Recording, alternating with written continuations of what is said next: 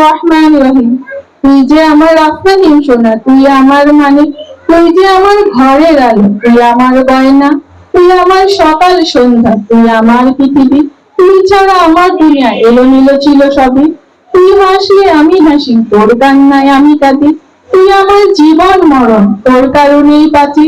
তুই বললে এনে দিব রং ধনু সব রং, কারণ তুই আমার একটাই 7 রাজার ধন। দোয়া করি পূরণ হোক তোর সকল আশা, তুই বড় হয়ে মানুষের মতো মানুষ হবি, এটাই আমার চাওয়া। তুই যে আমার আফরাহিম সোনা, তুই যে আমারই সব। আজকের গল্পটা আমার আফরাহিমের। আমার একমাত্র ছেলে আফরাহিম। আফরাহিমের বয়স যখন 3 বছর, তখন দেখলাম ও শুধু টিভি আর মোবাইল নিয়ে পড়ে থাকে।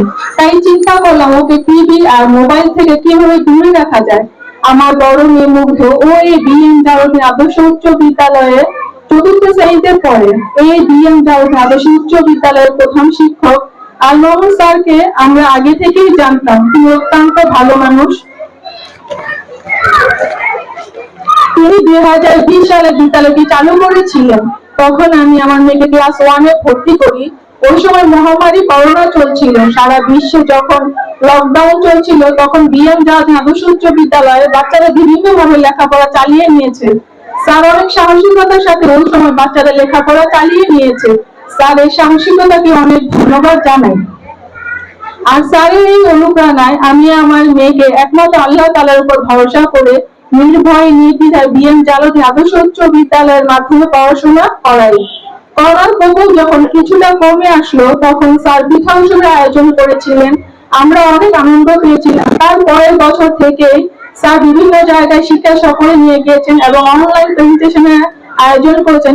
ছোট ছোট বিষয়গুলো খেয়াল করা এবং বাচ্চাদের যে কোনো ভালো কাজে পুরস্কৃত করা, বিভিন্ন কাজে বাচ্চাদের উৎসাহ দেওয়া, সবকিছু মিলে বিএম জারুল আদর্শ উচ্চ বিদ্যালয়কে আমার ভালো লাগলো। আমার বড় মেয়ের কারণে এই স্কুলে আসা যাওয়া হয়।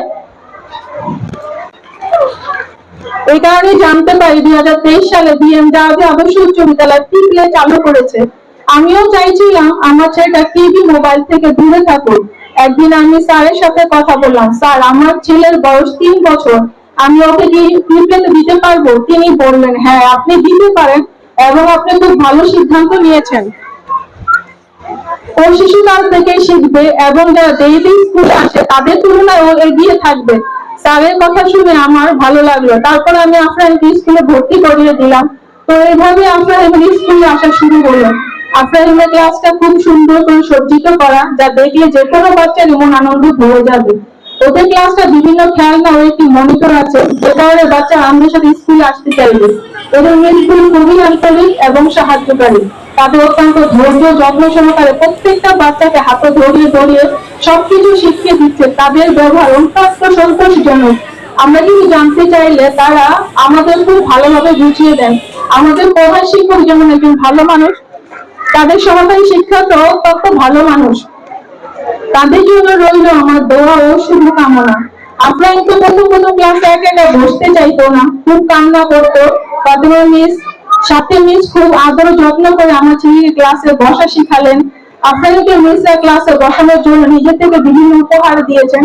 আল্লাহ তাআলার অশেষ রহমতে আর নিজের চেষ্টায় আফরাইন এখন ক্লাসে একা বসে পেন্সিল ধরতে পারে এবং ও কিছু কিছু অক্ষর বলতে লিখতে পারে। প্রথম পরীক্ষায় আফরাহিম আমার আশার তুলনায় অনেক ভালো করেছে। আমি সৃষ্টিকর্তার কাছে শুকরিয়া আদায় করি আমি আমার ছেলে এবং মেয়েকে একটি ভালো শিক্ষা প্রতিষ্ঠানে দিতে পেরেছি। আফরাহিম এখন বলে, I love my school, I love my teacher. আমি আমার ছেলের জন্য দোয়া করি ও যেন মানুষের মতো মানুষ হয় এবং মানুষের কল্যাণে যেন তাকে নিবেদিত প্রাণ। সবাই ওর জন্য দোয়া করবে। আল্লাহ হাফেজ। আসসালামু আলাইকুম।